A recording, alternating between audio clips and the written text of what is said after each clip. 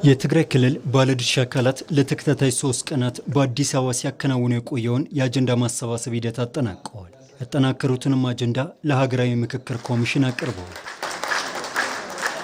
የባለድርሻ አካላቱ አጀንዳዎች ክልላዊና ሀገራዊ ርዕሰ ጉዳዮች የተካተቱባቸው መሆኑንም የሀገራዊ ምክክር ኮሚሽን ዋና ኮሚሽነር ፕሮፌሰር መስፍን አርአያ ተናግረዋል። የሚገርማችሁ ነገር ዛሬ የቀረቡ አጀንዳዎች በሙሉ የተወሰኑት በስተቀር በመላው ኢትዮጵያ የቀረቡ ናቸው። በ11ዱም ክልሎች በፌደራል መንግስት ተቋማት በውጭ በሄድንባቸው ቦታዎች ሁሉ እና በሁለቱ ከተማ መስተዳድሮች የቀረቡ ናቸው። ይሄ የሚያሳየው ምንድነው? የሁላችንም ኢትዮጵያውያን ችግር ተመሳሳይ መሆኑ ነው። ደረጃው ሊለያይ ይችላል። ምክንያቱም የተደጋገሙ ችግሮች የደረሰበት ክልልና አንጻራዊ እረፍት ያለው ክልል ችግሮቻቸው እኩል አይሆኑ።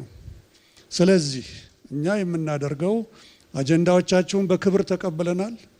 እነኚህ በክብር የተቀበልናቸው አጀንዳዎች አንዳንዶቹ ትግራይ ስፔሲፊክ ናቸው። በተለይ ትግራይን በአስቸኳይ ሁኔታ አስቸኳይ ችግሮችን የሚጠይቁ አጀንዳዎች ናቸው።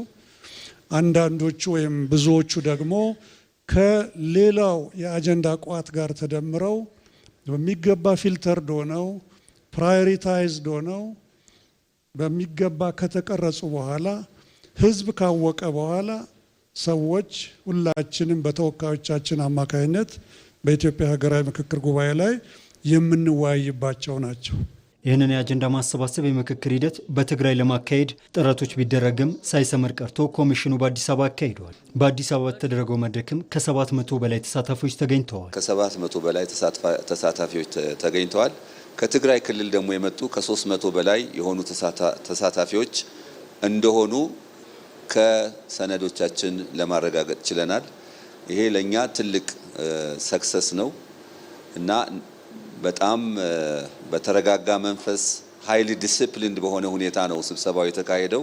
መድረኩ መከባበርና መደማመጥ በሰፈነበት መንገድ በማድረግ ክልላዊና ሀገራዊ አጀንዳዎችን ማቅረብ መቻሉን ተሳታፊዎቹ ገልጸዋል። ይሄ ለትግራይ ይወክላል ብዬ አምናለሁ። ምክንያቱም እንደ ማንኛውም የትግራይ ተወላጅ ለትግራይ የሚደረገውን ጉዳይ ስለ አጀንዳው ትግራይን ይወክላል ብዬ ነው ማምንበት። ስለ ትግራይ በደንብ ገብቶት የትግራይ ጉዳይ በሀገራዊ ማዕቀፍ ውስጥ መፈታት አለበት ብሎ ያሰበና በትግራይ ያለው ሁኔታ ደግሞ ጥልቅ እውቀት ያለው ተሳታፊ ነው የነበረው። የሀገራዊ ምክክር ካለፈው ቁስል በመማር ነገም መገንባት የሚያስችል መንገዶችን ለመቀየስ አልሞ እየተንቀሳቀሰ ነው።